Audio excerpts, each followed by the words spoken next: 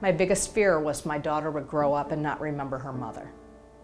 My name is Julie. I was diagnosed with peritoneal mesothelioma when I was 35 years old. I went to the doctor early in August 2006 with digestive issues, and within 2 weeks I was on the operating table at St. John's Hospital where they diagnosed me with mesothelioma. There are so many people that believe asbestos is banned because there are regulations, but the truth is we still import tons of asbestos into the United States. My father was a commercial electrician, and so he worked with insulation and wiring a lot and was around asbestos, and he and my mother also built the house I grew up in the late 60s when there was still a lot of asbestos in most construction materials. So it was throughout my house, it was throughout my schools, it was in my laundry room for my dad's clothes. I believe that everyone alive in the last 50 years has been exposed in some way to asbestos, whether they realize it or not.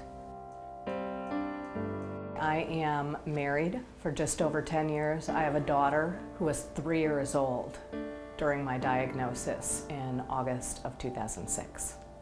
The doctors were telling me that my odds weren't good and that I was probably going to die. I've never been in a lawsuit before this. It seemed like something I didn't want to do.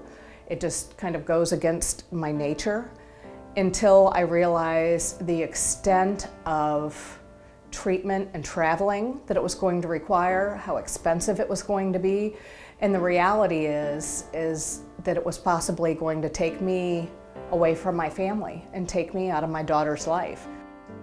There's a few things I tell people when they've been newly diagnosed and they don't know where to turn. One, you need to see a mesothelioma specialist.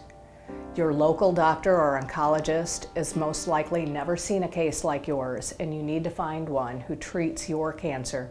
Two, find a good attorney, someone who is reputable and honorable in the way they practice law, and that they need to reach out to the mesothelioma community and to build themselves a support system made up of people who know exactly what they're going through.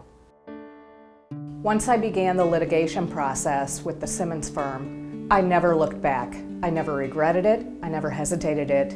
It was always made as easy for me as possible. It's not that there weren't difficult moments, but I didn't feel like I was in it alone. I was guided through the process, and the process was made as simplified and easy for me as possible. It has greatly impacted our life. It has allowed me to seek the medical treatment that I absolutely need without the fear of losing my home.